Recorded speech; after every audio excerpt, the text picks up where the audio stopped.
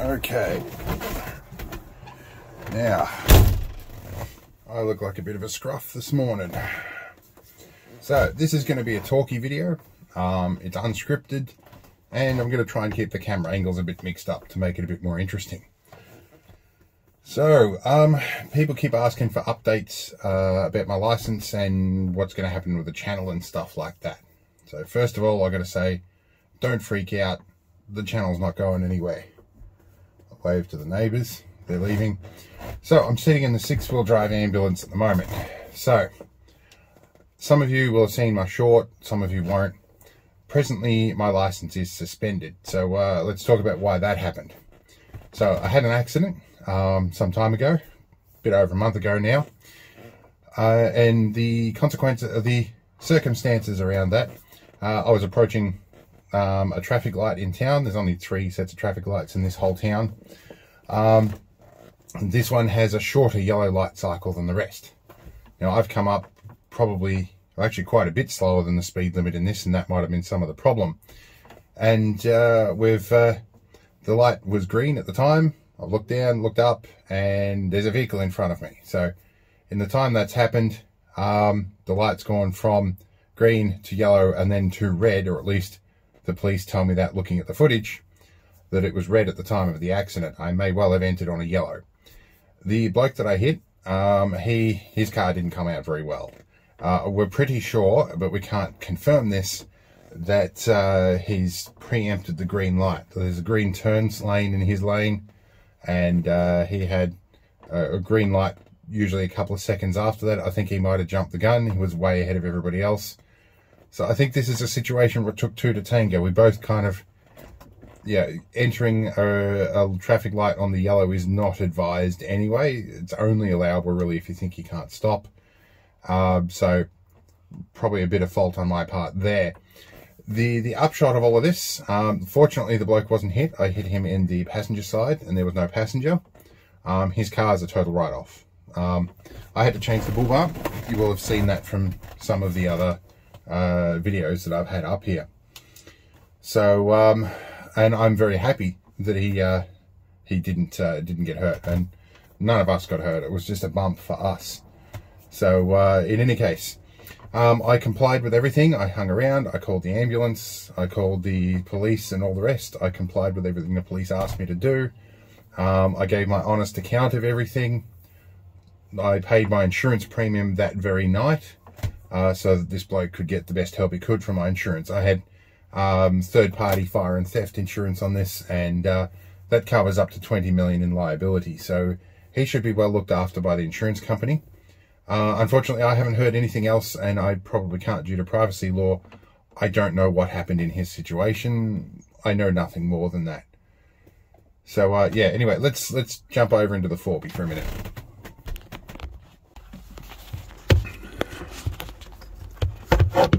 Alright, we're in the 4B now, and I've got a seat cushion up because I've been charging the battery, and I should probably check that. This one's going to be in mothballs for a little bit, and we'll talk about why. So, the upshot of this is that my license is now suspended in 2 different ways. So, the first thing that happened is the police took a look at the footage, which I have to admit, neither the police or the local council who own the cameras have been able to provide footage of that event. So really, I probably should have taken it to court. But in any case, that meant that I've copped a red light fine, which is 3 points. In this state, you get 12 points on your license, and that clears every 3 years. Now, 2 years and 11 months ago, nearly 12 months now, I on that same set of traffic lights, scored 3 different fines. They're a little bit apart. One was almost on my birthday, and one of them I had overturned in court because the clutch cable popped off and shunted me into the lights. Had I not moved off the lights to clear the intersection, which I probably could have dealt with, it was the middle of the night, I wouldn't have triggered the red light camera. I didn't understand that at the time. But in any case, they took the fine off, but they left the points on, and that's pretty much all the magistrate can do. So, but yes, the same set of lights, they have been buggy for a while and they have a pretty checkered service history. So when all this blows over, I may be looking into that as well. But nonetheless, when you hit 12 points, normally you get an option of taking one additional point for 12 months. And if you do anything wrong in that time, it doubles your suspension time plus an additional month for every point you incur over that single point. So, or you can take a 3-month suspension. Given that I've got such a reasonably good history with driving and I can avoid traffic lights in that section of town, the 1 point seems like a good option. Flip side of that is because the police officer, it's somebody who knows me well, I've provided them with lots of footage and assisted the local police a lot. They know that I have multiple sclerosis, so they flagged me for a medical review. Now the medical review, within a few days, if you don't comply, which I tried to, they suspend your license until they get some sort of response back from the doctors. So at the time that these points were applied to my license, there was a suspension in place, which means they don't offer me that additional 1 point. So at this point, I'm going to be taking a 3-month hiatus from driving, at least on public roads. I have another driver who is licensed to drive these vehicles, so if you see content coming up in this time, that means I've been driven to private property or off public roads before I've driven, which is fine. That allows me to at least go and do my camping and get away and get some stress relief and stuff. I'm slightly reliant on another driver, but I have some stuff already planned in August where there's some other licensed drivers that are going to come down. I'm going to do a bit of mechanical work on these Rovers, stuff like that. There will be still Land Rover content. Don't stress about that. There will also be Argo content. And I haven't forgotten about the electronic and all the other desk jobs. There will be loads of those. I've got more than 3 months worth of stuff sitting in this car park or garage. So don't stress about that. Anyway, I'm going to recap and recompose my brain and we'll move to another angle.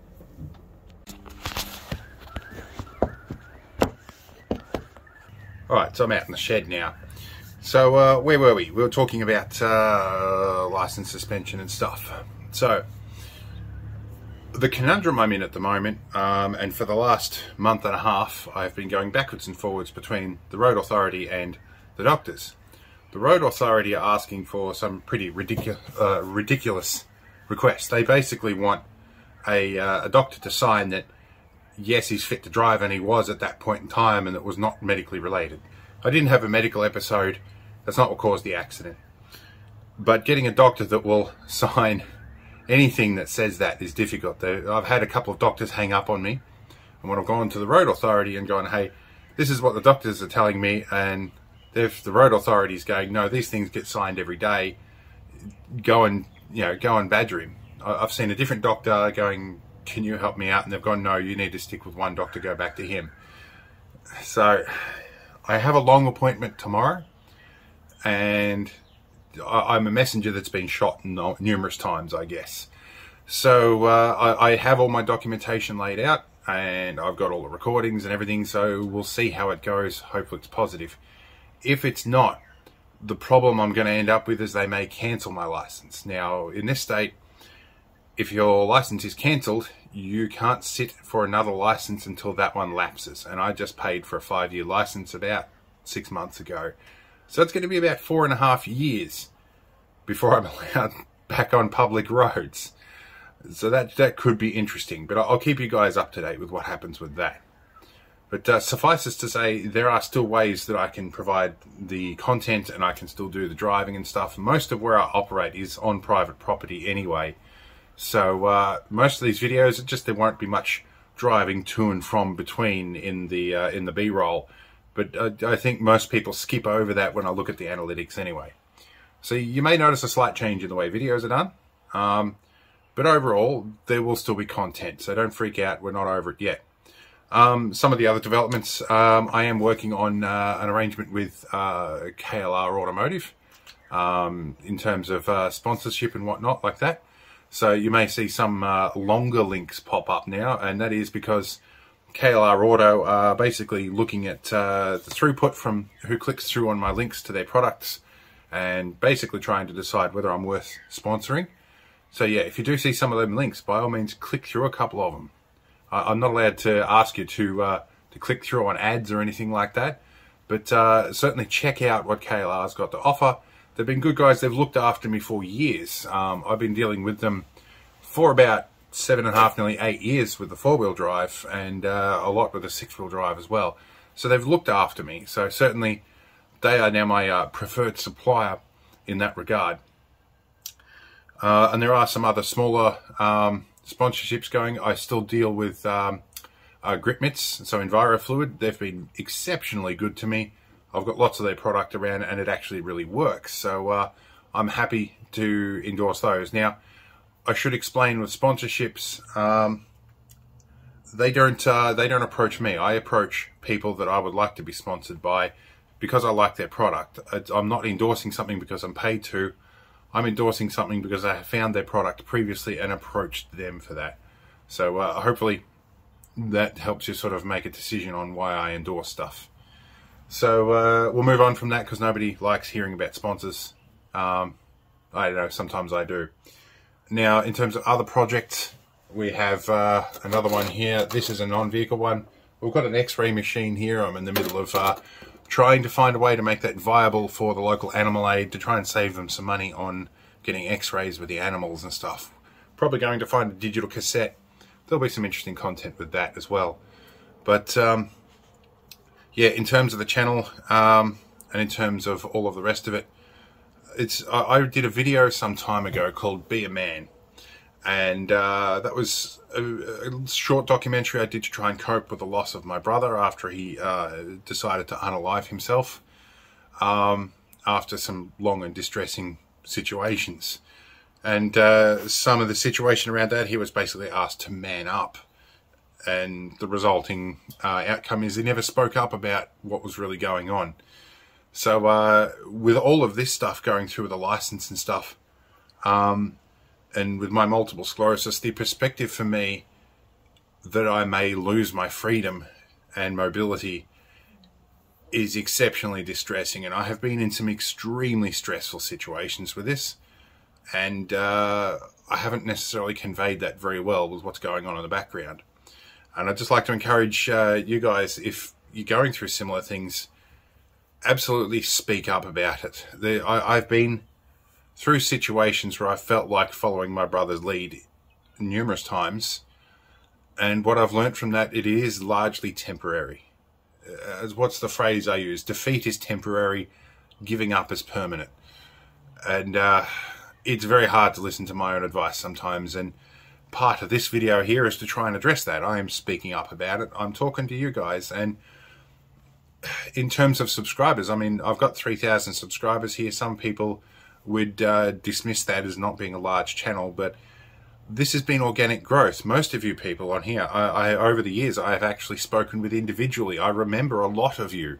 And when somebody like the other day, oh, you probably don't remember, but I joined for this and I talked to you about this stuff.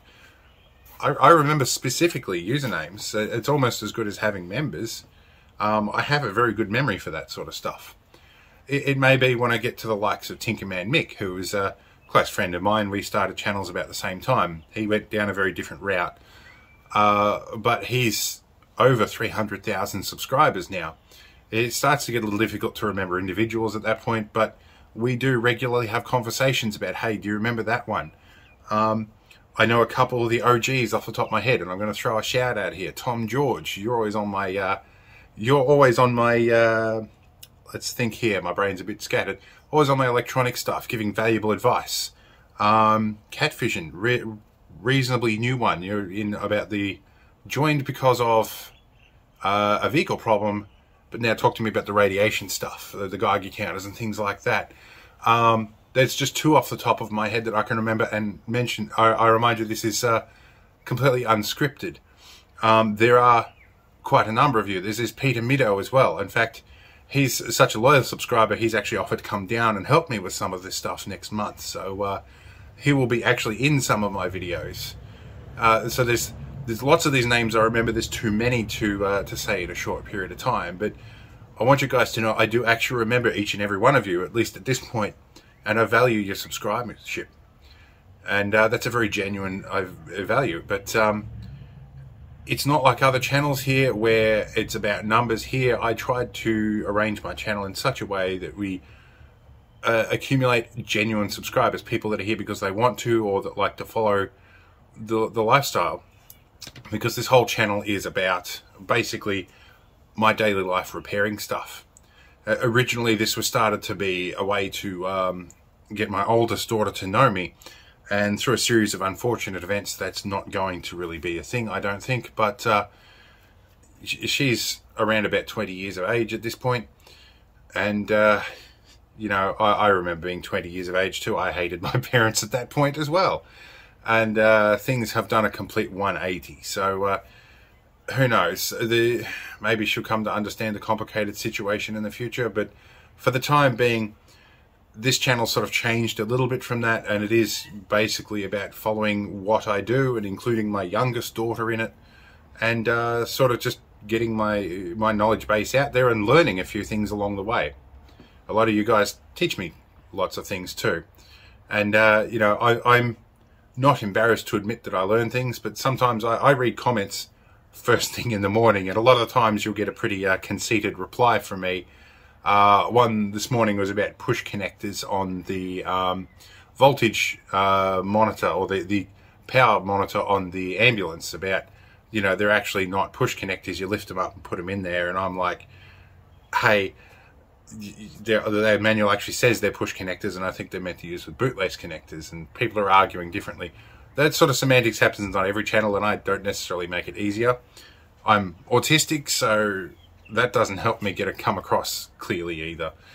But in any case, that I think is pretty well what I had in the back of my mind to talk about subscribership. So let's find a different location.